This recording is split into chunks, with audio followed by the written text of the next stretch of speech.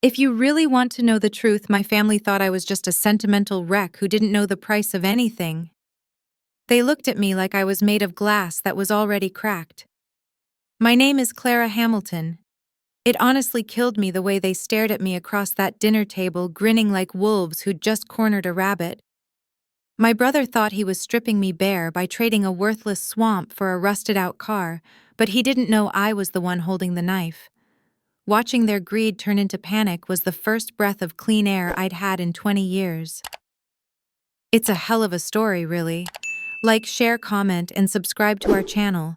We always appreciate the time you spent here with us. And it all started on a freezing afternoon in the library. The library of the Hamilton estate was stifling.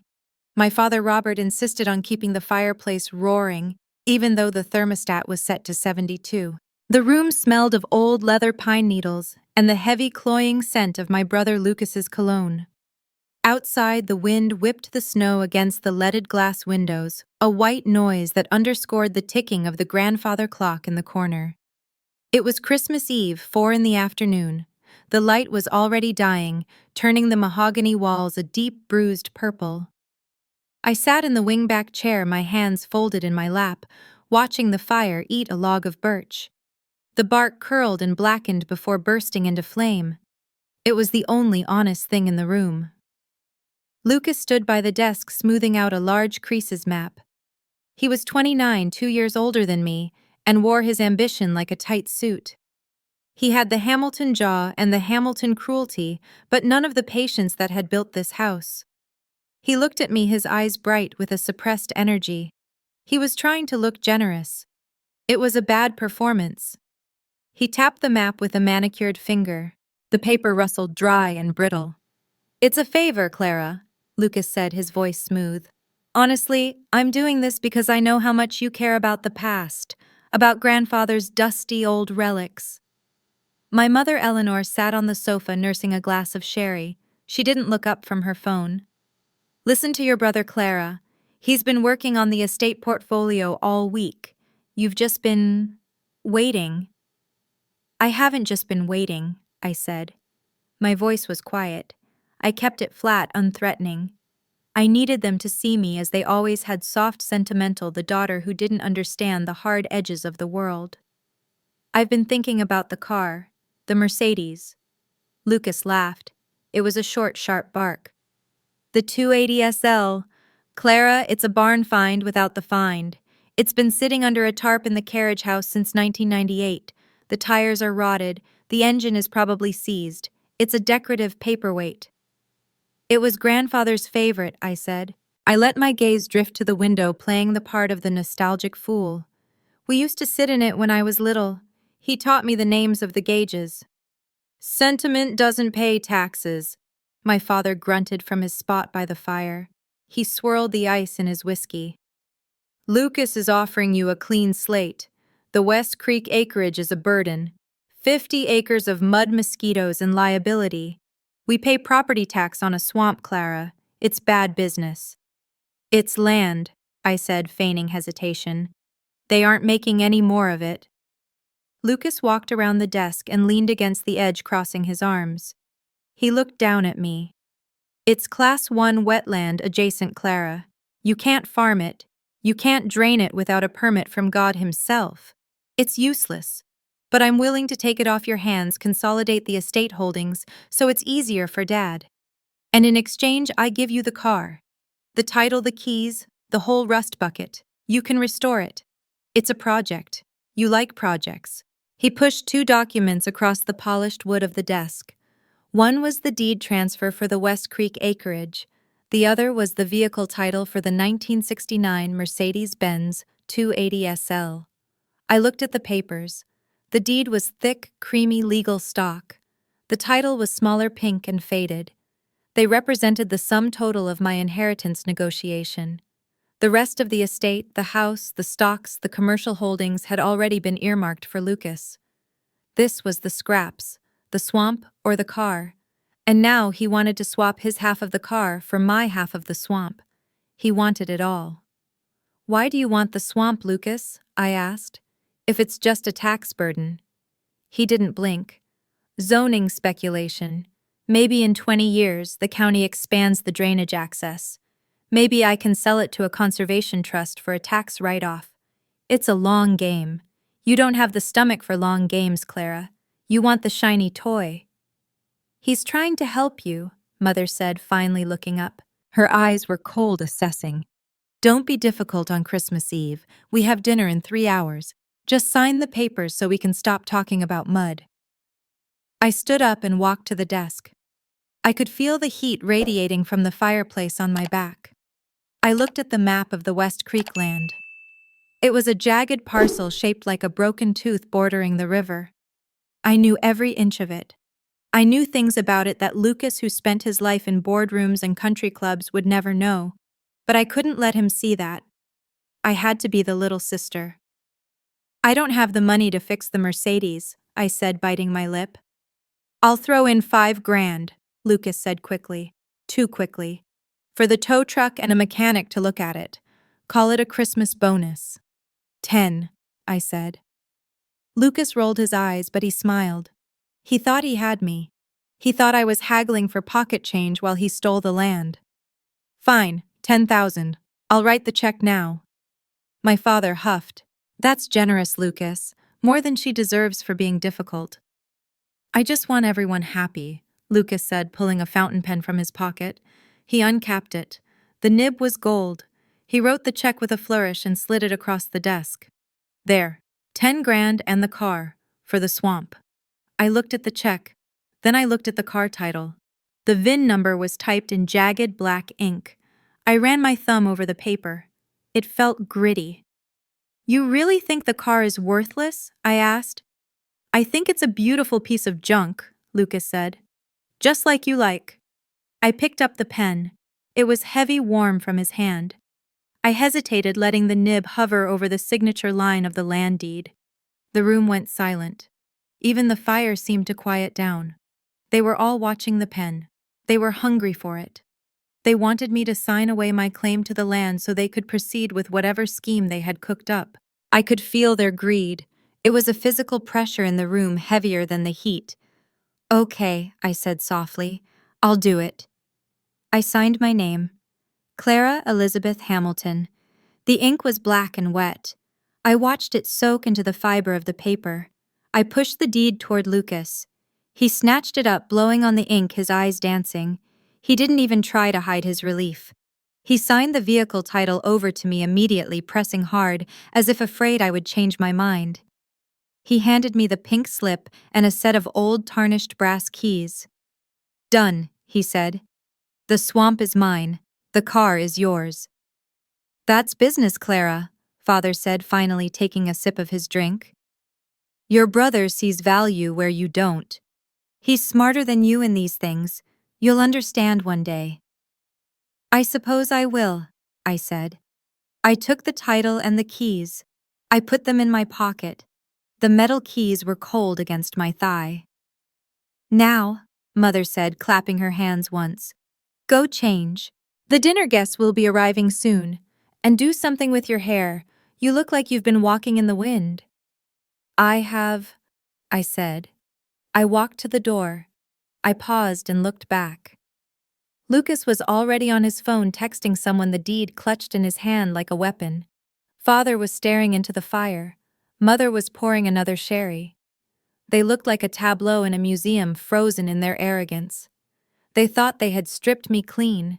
They thought they had won. I stepped out into the hallway and closed the heavy oak door behind me. The silence of the house rushed in. I took a breath of the cool air. I touched the pocket of my cardigan, feeling the outline of the keys. I didn't feel like a victim. I felt like a hunter who had just set the snare and watched the prey walk willingly into the loop. The useless car was mine, and everything that came with it. I walked toward the stairs, the sound of my heels sharp on the marble. I had 3 hours until dinner. 3 hours until the trap snapped shut. I needed to make a phone call. The dining room was a cavern of shadow and silver. The chandelier above the table had been dimmed, casting a fragmented, watery light over the heavy damask tablecloth. We sat at our usual places, the geography of the family rigidly enforced by decades of tradition. Father sat at the head, mother at the foot, Lucas and I opposite one another across the expanse of white linen and crystal. The air was thick with the smell of roasting meat and rosemary. The centerpiece was a sprawling arrangement of holly and white roses, low enough to see over but dense enough to feel like a barricade. A standing rib roast sat on the sideboard carved by the housekeeper before she retreated to the kitchen. The slices were thick, rare, and pooling in dark juice. It was a meal designed for celebration, rich and heavy, the kind that sat in your stomach like a stone. We ate in a silence that was not peaceful. It was the silence of a held breath. My father cut his meat with surgical precision, the knife scraping faintly against the bone china. Mother picked at her potatoes, her eyes darting between Lucas and me, sensing the shift in atmospheric pressure, but unable to locate the source. Lucas was the only one moving with any real animation. He was vibrating.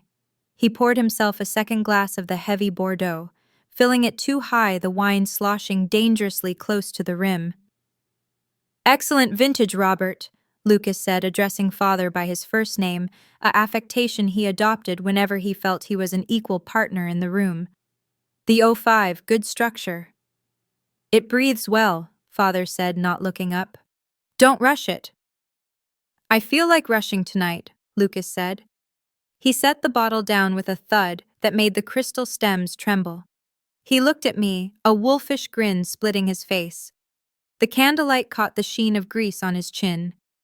"Clara is awfully quiet. Thinking about your new car."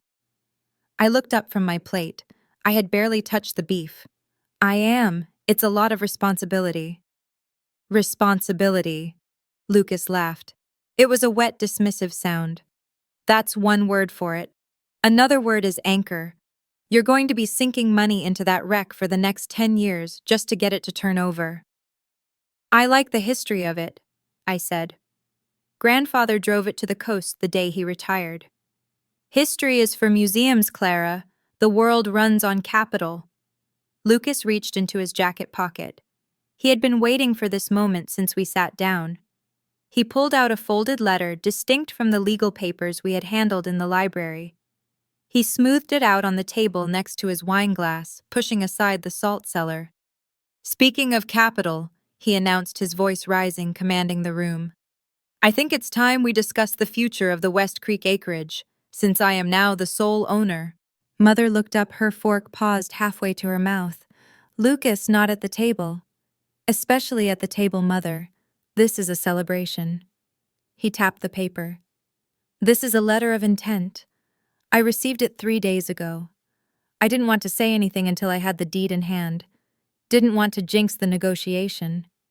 I watched him. He was glowing with the heat of his own cleverness.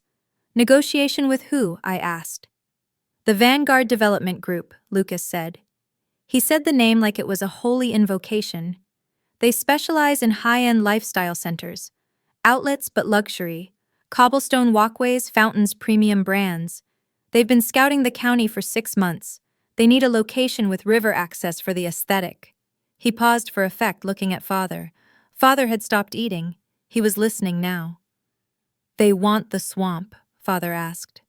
"They want the land under the swamp," Lucas corrected. "They have a plan to drain the basin, fill the lowlands with aggregate, and build a raised foundation. They've done it in Florida. They've done it in Louisiana. They see the West Creek parcel as the anchor for a tri-county commercial hub." "And," father asked, "the offer?" Lucas smiled. He looked directly at me.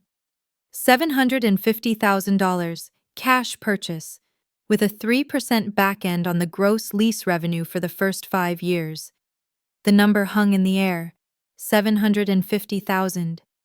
Mother gasped, a small, sharp intake of breath. "Lucas, that's nearly $1 million. "It's a gold mine," Lucas said. "And I got it for 10 grand and a pile of German scrap metal."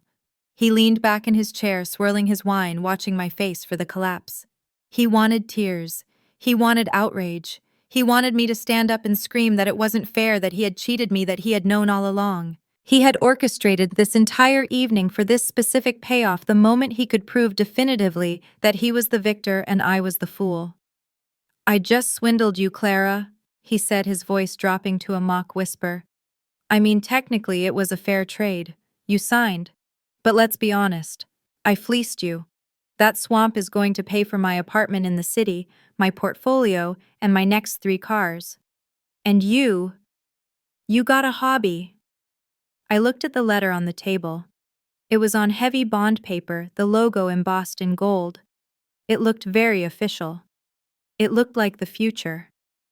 "Vanguard is a serious company," I said quietly.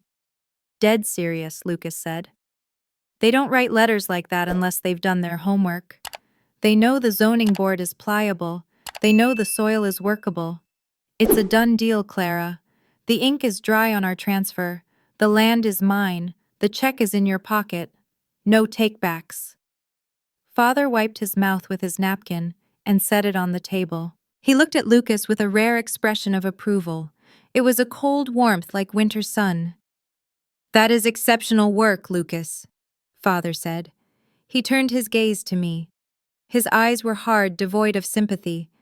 "Clara, don't look so stricken. This is a lesson. An expensive one, but necessary." "A lesson?" I asked. "About value," Father said. "You look at things emotionally. You see a swamp and you see nature. You see a car and you see your grandfather. Lucas looks at things objectively. He sees potential. He sees leverage. That is why he will run this family when I am gone." "That's business, Clara," Mother added, her voice shrill with excitement. She reached out and patted Lucas's hand. "Your brother is just smarter than you when it comes to these things. It's not your fault. You have other talents." "Talents like getting played," Lucas sneered. He took a long drink of wine. "Admit it, Clara. You feel stupid. You're sitting there doing the math in your head. $750,000. Gone. Because you wanted an old convertible." "The strong eat," Father said, nodding. It was his favorite maxim. He used it to justify everything from his business mergers to his tipping habits. "The weak inherit the junk. It is the natural order. If you cannot spot the trap, you deserve to fall into it." They waited. The silence stretched again.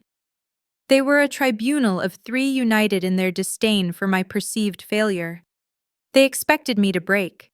They expected the soft Clara to excuse herself and run to her room to cry. I picked up my fork. I cut a small piece of the roast beef. It was perfectly cooked pink in the center. I speared it, dipped it in the juice, and put it in my mouth. I chewed slowly. I swallowed. "This beef is excellent, Mother," I said. "Is it from the butcher on Main?" The reaction was immediate. Lucas's smile faltered. Father frowned, his brow furrowing. Mother blinked, confused. This was not the script. I was supposed to be devastated. I was supposed to be the victim. By refusing to acknowledge the blow, I was denying them the satisfaction of the impact. "Did you hear me?" Lucas snapped. $750,000. I just stole your inheritance." "I heard you," I said calmly. "Pass the horseradish, please." Lucas stared at me. He didn't pass the jar. "You're in shock. That's what this is. You can't process the magnitude of the loss." "I'm not in shock," I said. I reached across and took the horseradish myself. "I'm happy for you, Lucas. If you think you can build a mall on West Creek, then you should absolutely try. It sounds like a very ambitious project." "If I think—" Lucas laughed, but it was thinner now. "I know, I have the letter." "And I have the car," I said. "We both got what we wanted." "You have a wreck." Lucas slammed his hand on the table. The silverware jumped. "Stop acting like you won something. You lost. You lost everything."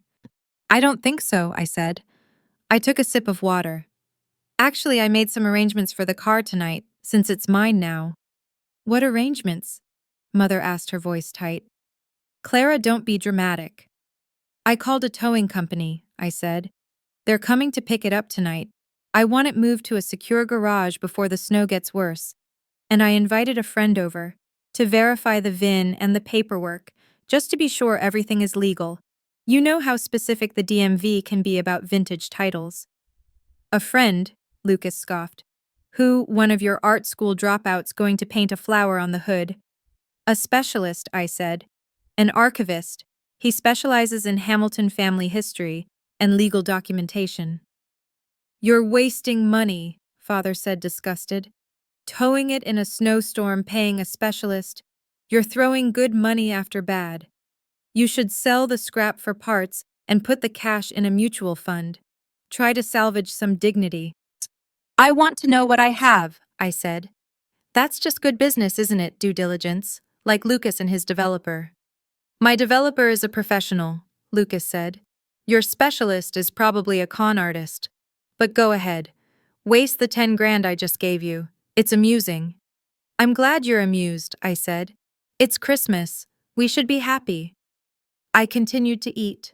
I focused on the sensory details of the meal, the sharp bite of the horseradish, the earthy taste of the potatoes, the iron tang of the meat. I forced myself to enjoy it. I knew that every bite I took, every calm breath I drew was driving Lucas insane. He wanted a fight. I gave him a void. The wind howled outside, rattling the window panes. The candle flames danced, casting long, frantic shadows against the wall.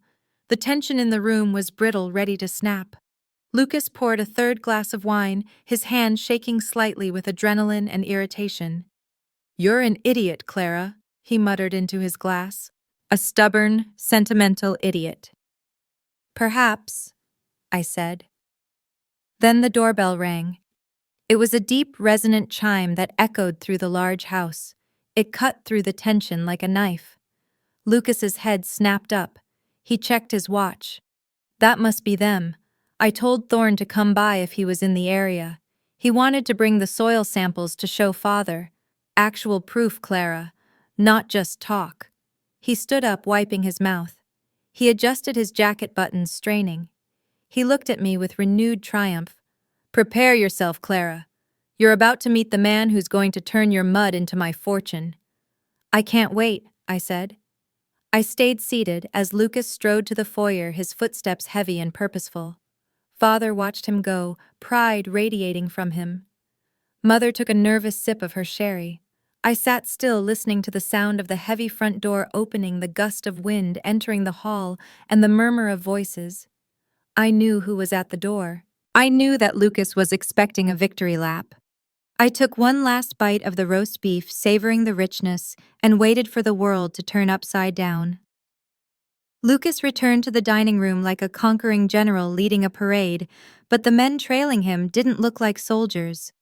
They looked like an odd couple forced together by circumstance and bad weather. The first man whom Lucas introduced as Mr. Thorne was a block of a human being. He wore a heavy canvas field jacket stained with dark, wet patches of melted snow. His boots were thick-soled work boots caked in fresh mud that he was currently tracking onto the Persian rug. He held a rolled-up tube of maps in one hand and a GPS unit in the other. He looked uncomfortable, his eyes darting to the crystal chandelier and then down to his dirty boots. He smelled of wet wool and cold earth. The second man was Mr. Abernathy. In contrast to Thorne, he seemed to have stepped out of a black-and-white photograph. He was slight, elderly, and impeccably dressed in a charcoal wool suit that looked tailored 30 years ago. He carried an oil-stained leather satchel with the reverence of a priest carrying a relic. His glasses were thick, magnifying eyes that were sharp blue and utterly unimpressed by the Hamilton dining room. He nodded to me, a small, almost imperceptible dip of his chin. Come in, Lucas said, waving them toward the empty chairs. He was manic, his face flushed with wine and victory. Father, Mother, this is Mr. Thorne. He's the lead surveyor for Vanguard. And this, Lucas gestured vaguely at Abernathy. This is Clara's friend, the historian. Mr. Abernathy, I said, thank you for coming on Christmas Eve. Business does not adhere to the calendar, Miss Hamilton, Abernathy said. His voice was dry and crackling like parchment. And your grandfather was a man who appreciated precision. Lucas ignored him. He was focused entirely on Thorne. He poured a glass of wine and shoved it toward the big man. Thorne, drink. Warm yourself up, and then please tell my family what you found out there. Tell them about the soil composition. Tell them about the foundation ratings. Thorn didn't touch the wine. He unrolled the map he was carrying, pushing aside the centerpiece of holly and roses. The map was a topographical survey of the West Creek acreage covered in red contour lines and blue shaded areas. He weighed down the corners with the salt cellar and the pepper mill. "Mr. Hamilton," Thorn said, his voice deep and gravelly. He looked at Lucas, then at my father. "We ran the core samples you requested. We did the hydrological survey this afternoon." And Lucas leaned over the table, gripping the edge. "Solid clay bedrock, right? Perfect for deep piling." Thorn cleared his throat. He looked pained. "Well, not exactly. The soil is hydric, high organic content. It's peat mostly. But that's not the issue." "Peat can be drained," Lucas said, quickly glancing at father. "We discussed this. It's a cost, but—" "It's not the peat, Lucas," Thorn interrupted. He pointed a thick finger at the blue-shaded area that covered nearly the entire map. "It's the designation. When we went out there to flag the perimeter, we found nesting sites." "Nesting sites?" Mother asked. "For birds." "For Glyptomys muhlenbergii," Thorn said. "The bog turtle." The room went silent. Lucas blinked. "Turtles who cares about turtles will relocate them." "You can't," Thorn said. He pulled a second document from his pocket, a laminate sheet with a government seal. "It's a federally protected species, endangered, and because the population density is this high, the EPA has designated the entire West Creek Basin as a Class 1 critical habitat." "Class 1, Father asked. His voice was low, dangerous.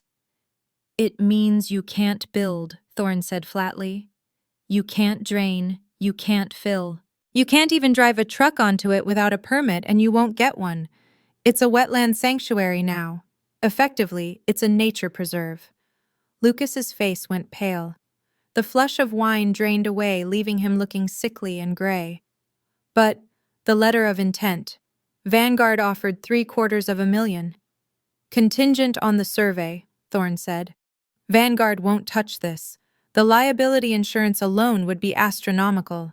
And as the owner, you are now responsible for maintaining the habitat buffer zones. You have to pay for the annual ecological monitoring." "Pay," Lucas whispered. "About $15,000 a year," Thorn estimated. "To keep the state off your back." The silence that followed was heavy, suffocating. The gold mine was not just worthless. It was a parasite. It was an asset with negative value. Lucas had traded a vintage car and $10,000 cash for the privilege of paying the government to watch turtles. Father slowly placed his knife and fork on his plate. The click was loud in the quiet room. He looked at Lucas. The look was not one of anger, but of profound, withering disappointment. It was the look one gives to a dog that has soiled the rug. "You bought a swamp, Lucas," Father said. "You traded a potentially valuable vehicle to your sister, paid her $10,000 of my money, and acquired a liability that will bleed you dry." I didn't know," Lucas stammered. "The developer said—" "The developer played you," Father said. "He needed someone to hold the bag while he did his due diligence. You held the bag." "The strong eat," I said quietly. Lucas's head snapped toward me. His eyes were wide, panicked, and filled with a sudden vicious rage. He realized he was the fool. He realized the soft sister had walked away clean. The humiliation was too much for him. "No," Lucas said. He stood up, knocking his chair back. "No, the deal is off." "We signed the papers, Lucas," I said. "The ink is dry." "It was bad faith," Lucas shouted. He pointed a shaking finger at me. "You knew you grew up running around out there. You knew about the damn turtles." "I knew it was wet," I said. "I knew it was beautiful. You were the one who saw a shopping mall." "Give me the keys," Lucas demanded. He moved around the table, coming toward me. "The trade is void. I want the car back. You can keep the 10 grand, just give me the keys. Sit down, boy, Mr. Abernathy said. The voice was not loud, but it had the weight of authority. It stopped Lucas in his tracks. He looked at the small, elderly man as if seeing him for the first time. Who are you to tell me what to do? Lucas snarled. Get out of my house. I am the executor of your grandfather's private estate archive, Abernathy said, and I am Clara's legal counsel for this transaction. Abernathy lifted the oil-stained leather satchel and placed it on the table. It landed with a heavy metallic thud, disturbing the silverware. He unbuckled the straps with slow, deliberate movements. My client has no obligation to rescind the contract, Abernathy said. The exchange was clear: land for chattel, specifically the Mercedes-Benz 280 SL, and as the standard legal language states, all contents and accessories contained therein. It's a car, Lucas yelled. It has nothing in it but mouse droppings and rust. That is where you are mistaken, Abernathy said. He reached into the satchel and pulled out a thick bound ledger and a sheaf of yellowed certificates. They looked old, smelling of dust and safety deposit boxes. Your grandfather, Arthur Hamilton, was a man who distrusted two things. Abernathy began, opening the ledger: the government and his own children's ability to manage liquid assets. Father bristled. Now see here. He knew that eventually the estate would be carved up. Abernathy continued, ignoring him. He knew the land would be sold for quick cash. So in 1978, he legally severed the mineral rights from the surface rights for the entire Hamilton County holding, including the estate we are sitting in and specifically the West Creek acreage. Lucas looked confused. Severed, what does that mean? It means, Abernathy said, that owning the land does not mean you own what is underneath it. The surface rights, the mud, the trees, the turtles, those belong to the deed holder. That is you, Lucas. You own the crust. And the minerals? I asked, though I already knew. Grandfather had whispered it to me a year before he died, in a moment of clarity between the dementia fog. The car, Clara. Keep the car. The mineral rights were placed into a chattel trust, Abernathy explained. A bearer entity. The ownership of the subsurface rights, oil, natural gas, shale, is tied physically to the possession of the original stock certificates. Abernathy picked up the sheaf of yellowed papers. He held them up. And where were these kept? Lucas asked, his voice trembling. Your grandfather didn't trust banks, Abernathy said. He wanted the wealth to go to the person who cherished his legacy, not the person who sold it. He hid the certificates in the false bottom of the trunk of the 1969 Mercedes-Benz. Abernathy laid the papers down in front of me. I inspected the vehicle in the carriage house before dinner at Clara's request. The seal on the false bottom was unbroken. The certificates are here. They are intact. Lucas stared at the papers. He looked at the car title he had signed earlier. The realization hit him like a physical blow.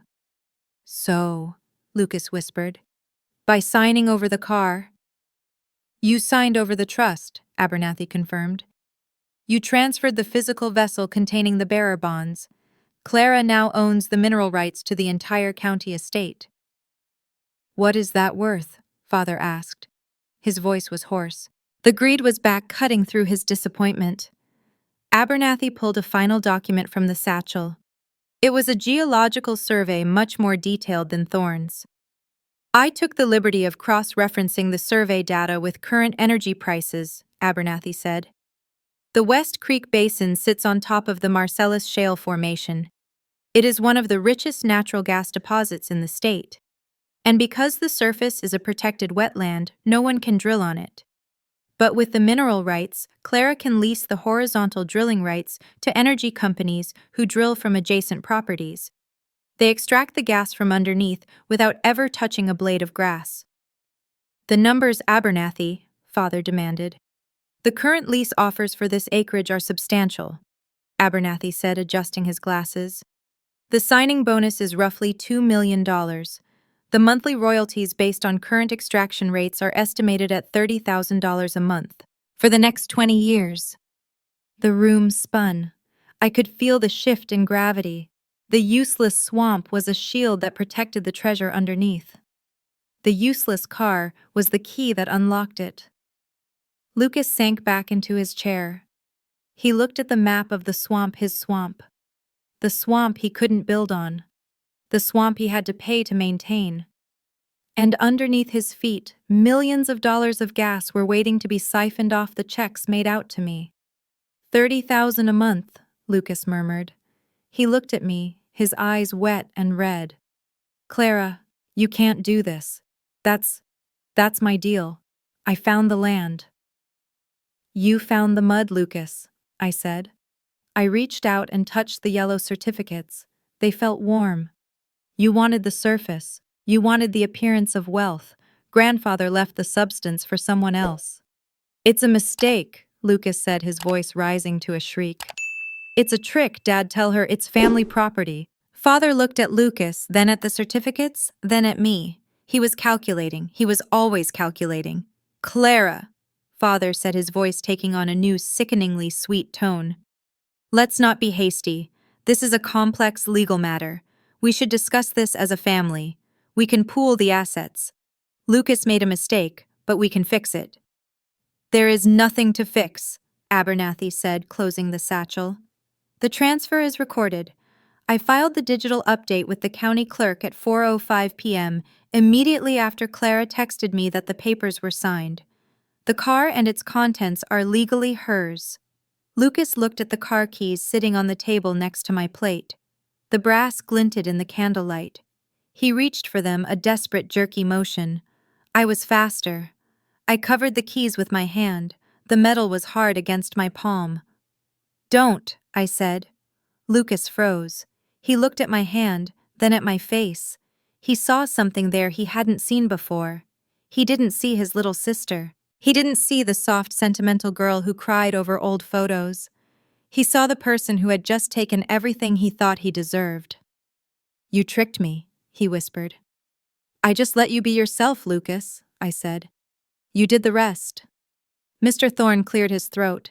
He looked at the family drama playing out, then at his muddy boots. I think I should go. I'll send the invoice for the survey to you, Mr. Hamilton. He looked at Lucas. Send it to him, I said, nodding at my brother. He owns the land. He pays the bills.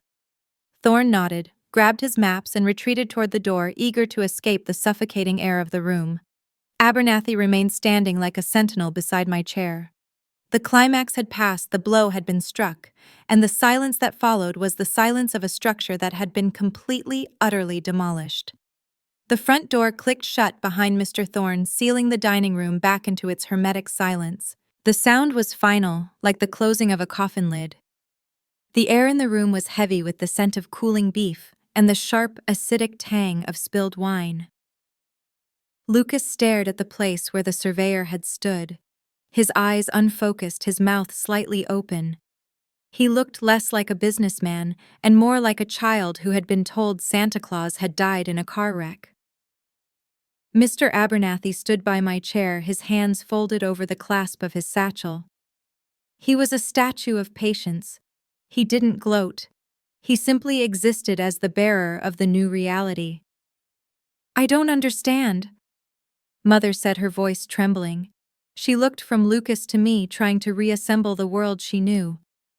How can the swamp be worthless and valuable at the same time? It's the same dirt. It is a matter of layers, Mrs. Hamilton, Abernathy said. He reached into the satchel again, not for a dramatic reveal this time, but for the dry, boring substantiation of the facts. He pulled out a cross-section diagram of the county's geology. He laid it over the top of Lucas's map of the wetlands. Think of the estate as a cake, Abernathy explained, tracing a line with a thin, pale finger. Lucas bought the frosting. The frosting is wet, protected by the EPA, and expensive to maintain. Clara, however, owns the cake, and the cake is filled with the Marcellus Shale Formation. He tapped a dark band of rock deep on the diagram. Natural gas, Father said. He was leaning forward now, his glasses reflecting the candlelight. The disgust he had directed at Lucas was gone, replaced by a hungry, predatory focus. He was doing the math in his head. I could see the tumblers turning behind his eyes. Precisely, Abernathy said.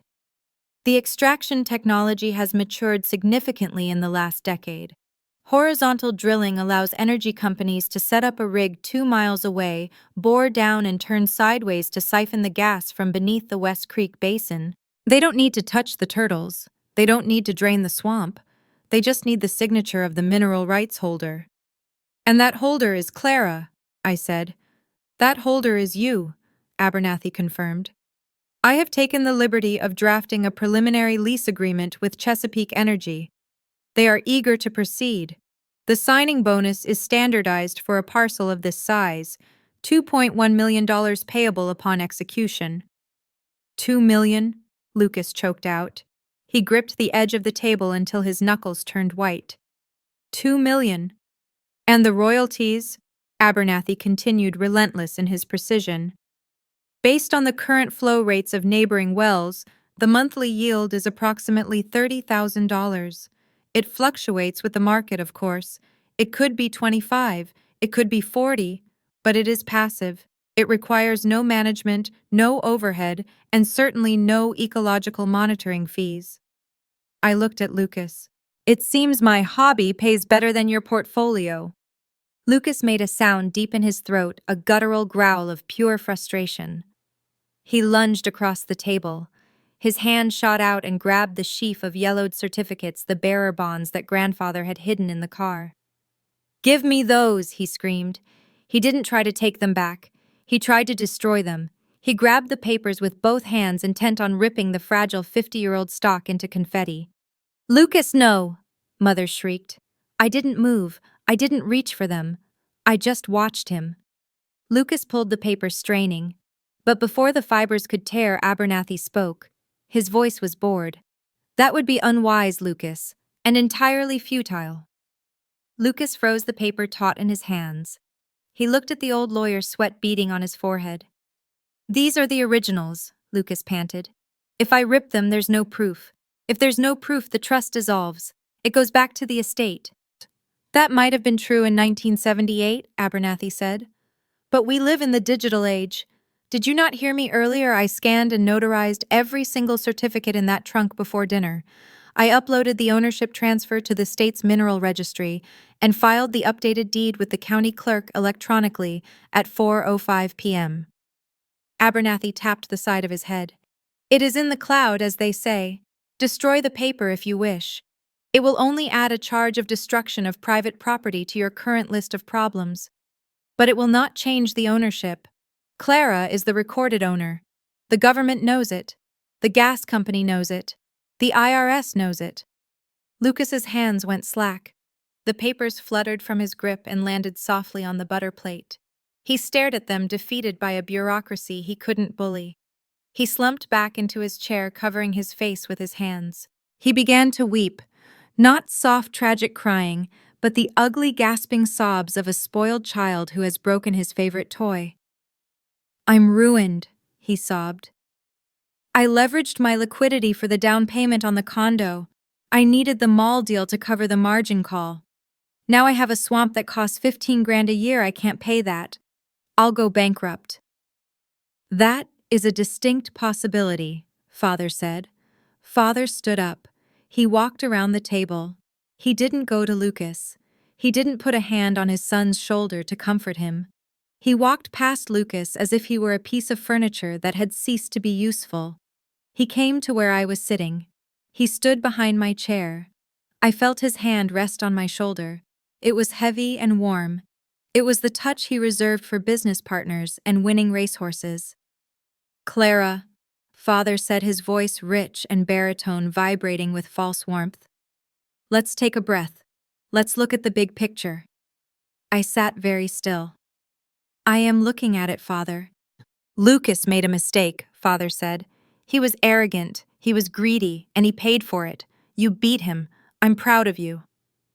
I turned in my chair to look up at him. "You're proud?"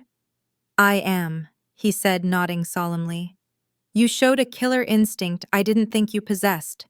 You outmaneuvered him. That is the Hamilton way." Mother stood up too, wiping her mouth with her napkin. She hurried over her heels, clicking on the hardwood. She came to my other side, creating a pincer movement of affection. We were so worried about you, Clara, Mother said, her eyes shining with unshed performative tears. We thought you were too soft for this world. We pushed you. We had to. Don't you see? We were testing you. Testing me, I repeated.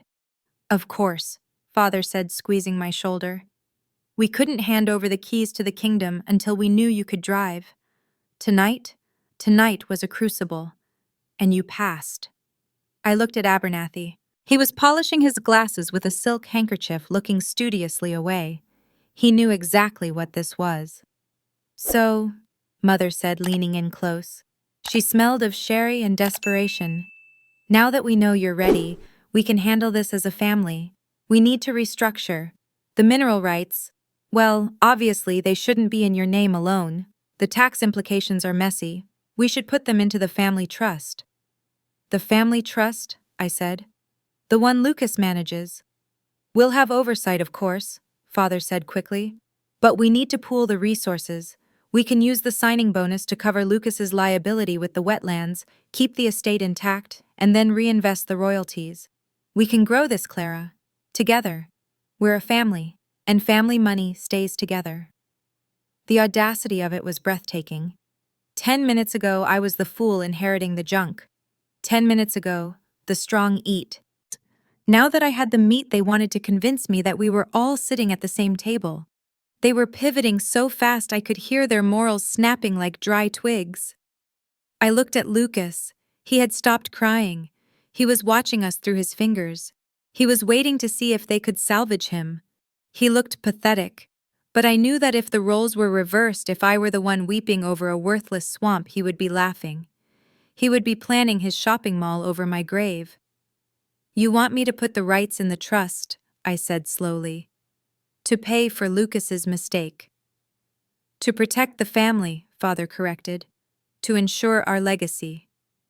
And what about my legacy? I asked. What about the car? The car is a symbol, Mother said dismissively. You can keep the car, darling. But the money is serious business. You don't want the headache of managing oil leases. Let your father handle it. I stood up. I shrugged Father's hand off my shoulder. I picked up the heavy iron keys to the Mercedes. I picked up the stack of yellow certificates. I placed them deliberately into the pocket of my cardigan. I think I'll handle the headache, I said. Father's smile froze. The warmth evaporated from his eyes, instantly replaced by the hard, cold flint I knew so well. Clara, he warned. Don't be spiteful. You won. Congratulations. Now be smart. You need us. Do I asked. I have $2 million coming next week. I have $30,000 a month coming after that. I have a car that's worth 6 figures once I dust it off. And I have the best probate attorney in the state. I nodded to Abernathy. What exactly do I need you for? We are your blood, Mother hissed. The mask was slipping. You can't just walk away with the family fortune. It's not the family fortune, I said. It's grandfather's fortune. He severed it. He cut it out of the land like a tumor because he knew this would happen. He knew you would eat each other alive for $1. He left it to me because he knew I wouldn't spend it on condos and country clubs. You are an ungrateful child, Father said. His voice was ice. If you walk out that door with those papers, you are out of this family. You are on your own. No support, no connections. You will be a stranger to us. I looked around the room. I looked at the heavy velvet drapes, the crystal, the dying fire. It felt like a museum of dead things. I looked at my parents standing there in their expensive clothes, terrified of a future where they couldn't control the checkbook. I looked at Lucas, broken and bitter. You told me earlier, I said, meeting my father's gaze, that the strong eat. You told me it was the natural order. I did, Father challenged.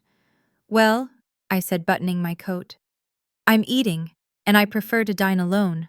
I turned to Mr. Abernathy. Are we finished here? We are, Miss Hamilton, Abernathy said. He buckled his satchel. I have the tow truck driver waiting at the gate. He has the Mercedes loaded. I suggest we depart before the snow accumulates further. Wait! Lucas scrambled up, knocking his chair over. You can't leave me with this. The EPA fines, the taxes. Clara, please, buy the land back. I'll sell it to you for half. Just take it back. I looked at him. I didn't feel anger anymore. I didn't even feel pity. I felt the cool detachment of a stranger passing a car wreck on the highway. I don't want a swamp, Lucas, I said. It sounds like a terrible investment. You should probably look into turtle farming. I turned my back on them. The silence in the room was different now. It wasn't the silence of tension or anticipation. It was the silence of a vacuum. I had sucked all the oxygen out of the room. I had taken the future with me. I walked toward the foyer, my heels steady on the floor. Abernathy followed close behind his satchel, swinging rhythmically. I didn't look back. I didn't need to see their faces to know that they were already turning on each other, looking for someone to blame for the disaster they had engineered. The falling action was over. All that was left was the exit. The heavy oak door swung shut with a finality that vibrated through the soles of my boots. I stood on the front porch for a moment, breathing in the night air. The snow had stopped falling, leaving the world scoured and clean. The sky had cleared, revealing a hard, bright moon that turned the drifted snow into fields of blue and silver. The heat of the house, with its smell of roasting meat and old resentments, clung to my coat for a second before the wind stripped it away. It was 10 degrees below zero, but I didn't feel the cold. I felt a burning, crystalline clarity. Lucas had followed me as far as the foyer, but he hadn't stepped outside.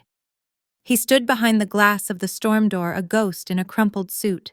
He was shouting something, his mouth moving in jagged, frantic shapes, but the thick glass reduced his voice to a meaningless, muffled drone. He looked small. The grandeur of the estate, the pillars, the stone lions, it all dwarfed him now. He was just a man with a mortgage on a swamp, trapped in a house with two people who would never let him forget it. I turned away from the door. Mr. Abernathy was waiting by the driveway, standing next to his sedan. Beyond him, the amber running lights of a flatbed tow truck cut through the darkness. The engine of the truck rumbled, a steady, reliable diesel chug that sounded like music. I walked down the steps. The salt crunching under my heels was the only sound in the vast silence of the estate. I approached the tow truck. There, strapped to the bed with heavy yellow webbing, was the 1969 Mercedes-Benz 280 SL. Under the harsh work lights of the truck, it looked terrible. The paint, once a deep midnight blue, was oxidized to a chalky gray. There was a dent in the rear fender. The canvas soft top was torn, revealing the dark interior where mice had likely made nests in the horsehair stuffing.